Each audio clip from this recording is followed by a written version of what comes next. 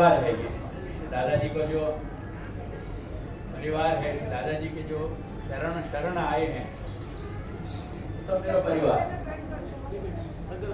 हर बार तुम्हारी ये अपेक्षा हो कि कहीं ना कहीं कुछ संबोधन मिले। वैसे मुझको मालूम नहीं कि तुम्हारे पास तक मेरे लेख सब पहुंचे कि नहीं पहुंचे। मुझे पहुंचे। मेरा प्रश्न है यहाँ में कि मेरे लेख जितनी मात्रा में तुम तक पहुंच रहे हैं, तुम्हारे पास पढ़ने की इतनी गुंजाइश है? समझ कितनों पढ़े हुए हो? अपेक्षा जैसे तुमको मेरे मुझसे सुनने की है कि मैं हमेशा तुमको कुछ कहता रहूं, जैसे मेरी भी कुछ अपेक्षाएं हैं तुमसे कि मैंने जो कुछ कहा है बाकी तुम अभी समझ पाए हो कि नहीं, तुम बचा पाए हो कि नहीं। ऐसे मेरे भी कुछ प्रश्न हैं, और इन प्रश्नों के साथ एक और है बात जो अब इन दिनों में, मेरी बात समझ में आ रही है मेरी भाषा, जो इन दिनों में अक्सर लोग सताती रह रहे, मेरे मन में ये विचार चलते रहे कि इन वर्षन में इतना मैंने प्रयास किया है, अपने घर को इतना प्रयास किया है, वह प्रयास पे तुमने कहीं अपना कर्तव्य निभाया है कि नहीं? तुम कहीं वाके लिए, मैं ये नहीं कह रहा हूं कि तुम अहर्निश सेवा करते हो जाओ या अहर्निश शरणागति के मार्ग को तुम ग्रहण कर लो या ये कर लो या वो कर लो। ऐसे तुमको करना है या नहीं करना है, डूज एंड डोंट्स में मैं कहीं नहीं जा रहा हूँ। वो सब बातें मैंने बहुत पीछे छोड़ दी, क्योंकि एक बात बहुत सत्य है, मैं कहूंगा भी तो तुम कितनों करोगे, ये सच्चाई को तुम भी सब जानो। और आज दिन प्रतिदिन हम कहाँ जा रहे हैं, कौन सी दिशा में जा रहे हैं, क्या कर रहे हैं, या सबके लिए कोई बहुत ज्यादा चिंतन करने की जरूरत नहीं है। वैसे या बार जो ग्रंथ तुम्हारे हाथन में आया है वो अपने आत्मचिंतन को ही है, सेल्फ एनालिसिस को है। अगर आत्म समालोचन शब्द तुम्हारे समझ में नहीं आते हो तो आत्म को मतलब है खुद, अपन स्वयं, और समालोचन में सम्यक यानी बहुत अच्छी तरह, थॉरली, और आलोचन को मतलब है कि देखना, समझना, एनालिसिस करना, विश्लेषण करना। तो जो थॉरो सेल्फ एनालिसिस है वो यहाँ पर टाइटल है मेरे, यहाँ पर जो शीर्षक दिया है। और मैं यहाँ की कोई ऐसी योजना लेके नहीं बैठा तो चित्त में, लेकिन जब लिखने बैठा तो वो गति ऐसी चलने लगी कि 71 श्लोक बने हैं यहाँ में, जो साधारण खेल नहीं है। या को बल्क अगर तुम देखो तो 160 पेज तो तुम्हारे पास है सामने। 160 पेज में अगर मैं एक दिन को औसत एक पेज को भी रखूं समझ के पढ़ने को 6 महीना, तो जस्ट ट्राई टू इमेजिन कि ऑलमोस्ट तुमको आधा साल में चाहिए हो कि तुम बाबू समझ सको। बातें मैंने सब यही कही हैं कि वर्तमान या वक्त हमारी क्या परिस्थिति हो रही है। बात इतनी सी है कि मैं बहुत कहा है, बाबा के बहुत प्रयास है। ऐसा नहीं है कि मैं बाबा को मात्र एक कृत्रिम कोई संदर्भ दे रहे हूँ।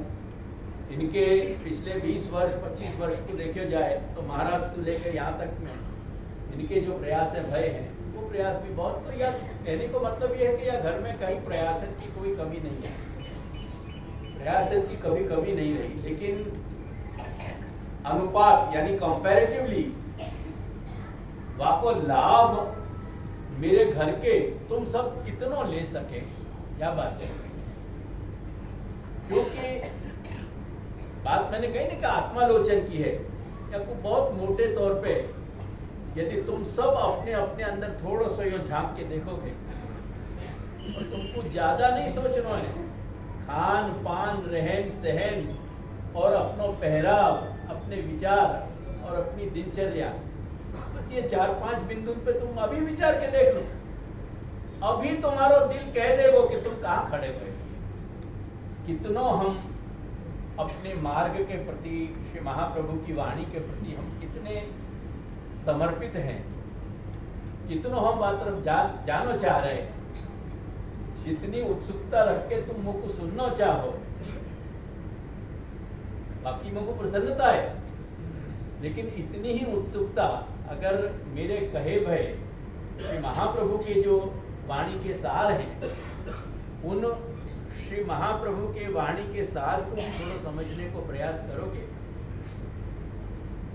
तो शायद यह बात को समझ सकोगे कि मैं क्या कहना चाह रहा हूँ।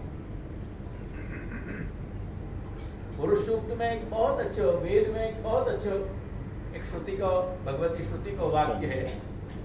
भगवती श्रुति कहे कि सब मानसी न आत्मा जनाना। मतलब ये है कि जो परम तत्व है, जहाँ ईश्वर के कारण अपन यहाँ बैठे भाई, मेरे तुम्हारे बीच को संबंध क्या है? मेरे तुम्हारे बीच को संबंध कृष्ण है। अगर कृष्ण नहीं है, मैं न तो मैं, यानी मेरे स्थान पे जो यहाँ हम या गुरु स्थान पे बैठे भय हैं, न तो यह स्थान तो तुमसे कोई लेन देन है, वरना तुम अपने शिष्य सेवक की जगह बैठे हुए तो कोई लेन देन।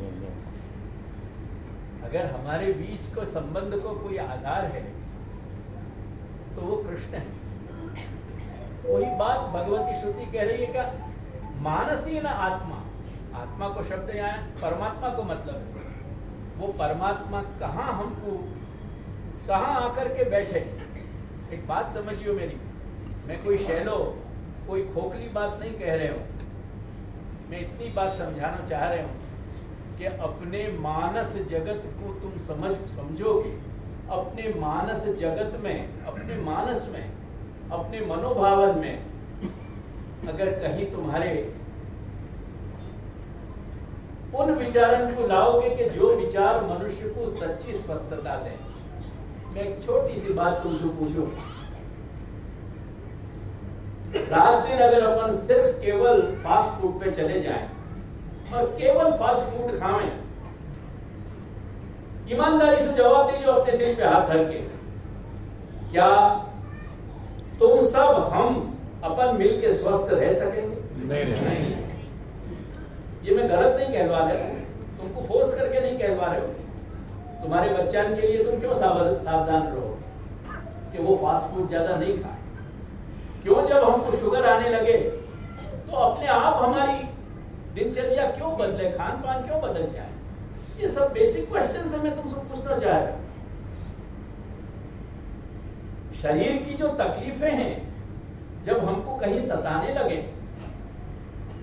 तो हम अपने शरीर के रख रखाव में व शरीर की जो पूरी दिनचर्या है, मैं एक बहुत मोटे शब्द में कहूं तो शरीर की जो मेंटेनेंस है, खान पान को सुधारे कि नहीं सुधारे।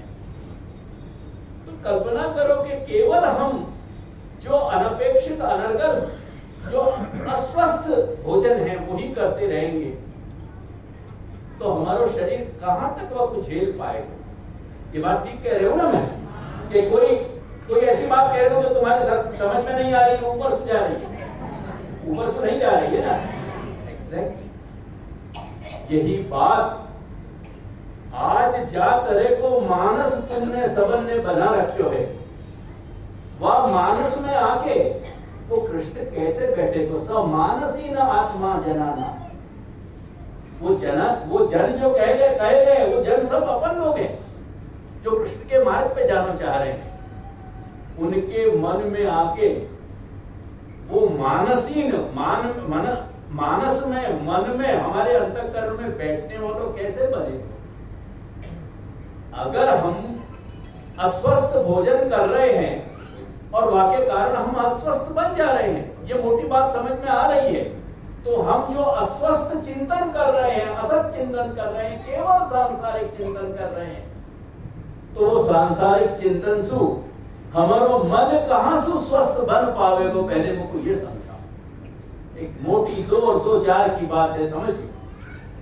हमारे अंतःकरण में अगर हमारा चिंतन जो है वो सब प्रकार को नहीं है, वो सात्विक नहीं है। मैं ये नहीं कह रही हूं कि तुम लौकिक व्यवहार छोड़ दो।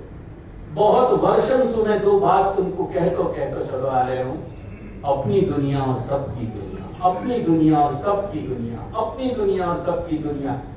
मैंने कभी ये तुमको फोर्स नहीं किया कि तुम्हारे जो दिनचर्या है, तुम्हारे व्यापार है, धंधा है, तुम्हारे लोक व्यवहार को जो प्रकार है वहां में कहीं छोड़ दो, वहां को परिवर्तन ले आओ। मैंने ये कहा, लेकिन मैंने हमेशा ये अपेक्षा रखी, और वो अपेक्षा रखने को एकमात्र कारण ये है कि तुम मेरे हो सब, और तुम्हारा जो अहित हो रहे हो वो अहित मेरे लिए वास्तव बहुत ही कष्ट की बात है। अपनी दुनिया में या हम अपने मानस में अपने मन को पोषण क्या है? अपने मन को पोषण चिंतन है। जितनो चिंतन हमारो उत्तम प्रकार को होएगो, एक बात समझो, अपने अंतःकरण के 4 वाक्य, एक तरह के 4 डायमेंशन बताए हैं, आयाम बताए हैं। मैं बहुत ज्यादा समय नहीं लूंगा क्योंकि मैं भी थका हुआ हूं मैं, लेकिन तुम्हारी अपनाइश के कारण ये एक कुछ बातें कह रहे हो। हमारे अंतःकरण के 4 आयाम हैं। अहम हमारी पहचान है, मैं। आज तुमको जो नाम दे दिए गए हो, वो जाने अनजाने, चेतन अचेतन, वो नाम तुम्हारी अपने आप में तुम्हारा अहम की पहचान बन गई कि नहीं? बन गई ना। वो नाम दूसरे के भी होंगे, पर जब भी जहां भी वो नाम को की ध्वनि आवेगी, हम एक बार सचेत हो जाएंगे कि हमको एड्रेस किया जा रहा है। तुम्हारी पहचान है अहम की, तुम्हारे विचार है बुद्धि के, जो बुद्धि तुम्हारी तय करे कि ये उचित है कि अनुचित है। जैसे धंधा करने बैठो जब, तो कितनी सारी बातें सोचो। भोजन के लिए कितनी बात, जब रसोई में भोजन बनाओ जो कितनी बातें सोचो। ये सब बुद्धि अपने आप को निर्णय करे कि ये करना है कि ये नहीं करना है, ये करना है कि नहीं करना, इत्यादि। बहुत एनालिसिस में बहुत कसरत है, परंतु बुद्धि है वो हमारी पहचान है। ये सब के लिए जो आधार है वो हमारी चेतना है। आदमी जब बेहोश हो जाए तो बाकी चेतना में वक्त भी कहीं कुछ गतिशीलता है, कहीं बाकी चेतना अपने आप में वाकई अंदर में कुछ ना कुछ स्पर्श दे रही है, अनुभूति दे रही है, परंतु हमको मालूम नहीं पड़े ना। बेहोश मनुष्य जब होश में आवे तो क्या वो बता सके कि वाले बेहोशी में क्या क्या वाकी चेतना में घटित भय नहीं भय।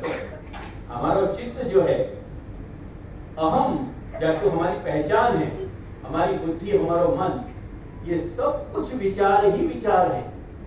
मैं ये कहना चाह रहा हूँ, समझाना चाह रहा हूँ। बैठ के बहुत आराम से सोचियो, हमारा जितना भी अंतःकरण को जगत है वो सब कुछ विचारमय है, केवल विचारमय है। इन विचारन में जितनी पोषकता होगी, जितनो पोषण होगा, जितनो हम अपने आत्म विषय में, अपने स्वयं के तो जो मूल है, दृष्टि जो है, या आत्म शब्द से मैं परमात्मा कहना चाह रहे हूं, मैं नहीं कहना चाह रही हूं, श्रुति कह रही है, स मानसी न आत्मा जनाना। यह आत्मा कहाँ परमात्मा कहाँ विराज रहे हो? ये हमारे मन में विचार विराज रहे हो। तो इन सारे विचारन को यदि हम पोषक देने वाले नहीं बनाएंगे, तुम क्यों? मैं एक बात तुम सबसे पूछूं, आज तो बहुत बड़ी क्रेज चल रही है, और तुमने खास करके तुम महिला वर्ग की बात करो, मल्टी बिलियन ट्रिलियन स्टेज पे जाके तुमने फूड इंडस्ट्री को खड़ा कर दिया है। मल्टी बिलियन, मैं कह रहा हूं ना, ट्रिलियंस में गई है पूरी फूड इंडस्ट्री। क्यों? कि हमको न्यूट्रिटिव मिलना चाहिए, वो न्यूट्रिटिव के नाम पे पोषक मिल रहे हो कि नहीं ये तो ईश्वर जाने, पर तुम्हारे अंदर ये क्रेज है कि नहीं कि न्यूट्रिटिव चाहिए हमको। यही न्यूट्रिटिव के लिए अपन को अपने विचारण के लिए क्यों क्रेज नहीं है, क्यों या के लिए अपन को जागृति नहीं है कि अपने विचार भी न्यूट्रिटिव होने चाहिए। यदि हम उत्तम कोटि के विचार धारण नहीं करेंगे तो हमारा मानस जो है वो कहां से स्वस्थ बने। अगर उत्तम प्रकार के भोजन नहीं करेंगे और परिणाम अस्वस्थता है शरीर की स्वस्थता के लिए तुम इतने जागृत हो कि नहीं हमको बहुत ही संतुलित और पोषक आहार चाहिए, तो मेरा यही प्रश्न है कि क्यों संतुलित और पोषक विचार हमारे मानस के स्वास्थ्य के लिए जरूरी नहीं है। ये जवाब खोजियो तो क्यों नहीं है, और वो अगर हमको मिलेगा तो वो हमारे, मैं कोई तुमको पंडित बनाने की बात नहीं कर रहा हूं, मैं कोई पढ़ाई लिखाई की ऐसी बात नहीं कर रहा हूं, लेकिन शास्त्र के जो रिफाइंड थॉट्स हैं, तुम्हारी भाषा बोल रहे हूं जो ज्यादा समझो। यदि मैं कहूंगा कि परिमार्जित विचार, अभी बहुत सारे इनके कान खड़े होंगे कि परिमार्जित तो शू मीनिंग था है।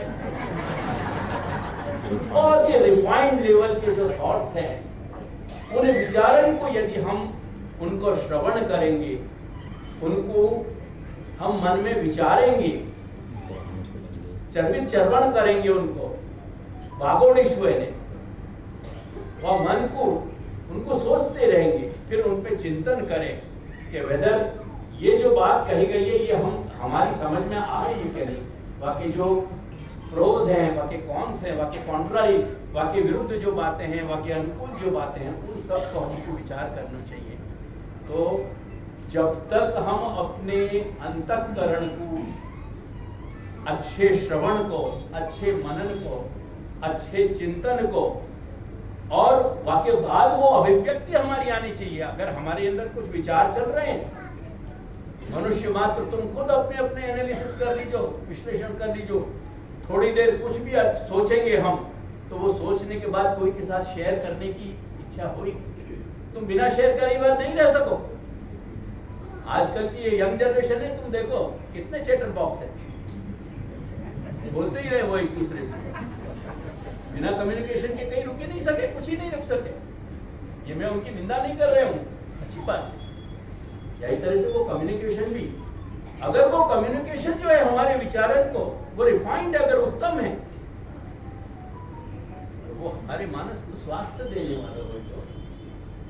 और जब हमारा अंतःकरण जो है वो पोषक विचारन से अति स्वस्थ बन जाएगा, तब वो बाकी अंदर को जो इंटीरियर है हमारे अंतःकरण को, वो इंटीरियर या ढंग को बनेगा, ऐसी उत्तमता को बनेगा कि जहाँ उत्तम इंटीरियर में आके कृष्ण विराज सके। तो कृष्ण की अपेक्षा रख लेना बहुत सीधी सीधी सरल बात हो सके, लेकिन वाकई ये थोड़ा समझने की जो बातें हैं वही मैं रात दिन परिश्रम करता रहा हूँ। आज एक ही बात कह के विराम लूंगा कि अगर तुम सबकी दृष्टि से शरीर को स्वस्थ रखने के लिए पोषक भोजन जरूरी है, तो क्या हमारे अंतःकरण को स्वस्थ रखने के लिए पोषक विचार चिंतन आवश्यक है कि नहीं है? तुम सबको सद्बुद्धि दें कि तुमको कृष्ण को श्रवण ख्याल में आवे, तुमको कृष्ण के श्रवण के बाद मनन को ख्याल आवे, चिंतन को ख्याल आवे, कथन को कीर्तन को ख्याल आवे, और तुम कृष्ण के विषय में कुछ सोचते हो जाओ। वही को दूसरा नाम है अनुभावन। अनुभावन यानी भावना करनी। जब तुमको बोलचाल की भावना क्या है?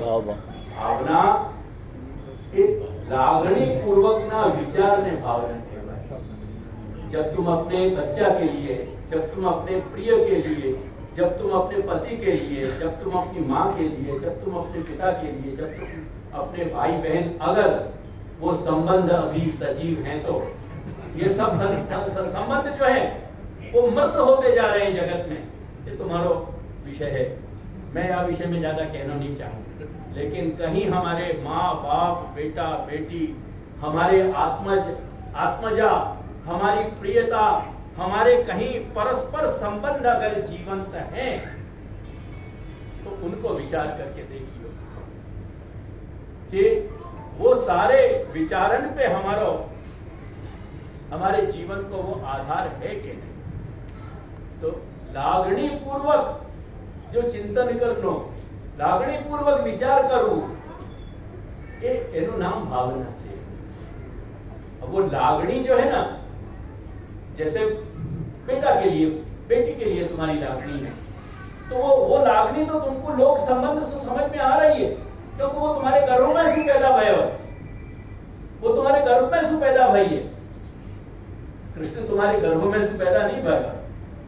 या लिए कृष्ण के लिए लागणी के तब आएगी कि जब तुम शास्त्र के उत्तम विचारन को श्रवण करोगे, शास्त्र के उत्तम वचनन को श्रवण करोगे, तो जैसे तुम्हारे गर्भ से जन्मने के बाद सहज तुम्हारी लागणी, तुम्हारो स्नेह, तुम्हारो वात्सल्य तुम्हारे बालक से हो जाए, ऐसे ही जादिन हम शास्त्रन के वचन की वह रिफाइंड, वह चिंतन बिंदु को समझेंगे, वह चिंतन शैली को समझेंगे, तो हमको भी कृष्ण के प्रति वो लागणी होगी।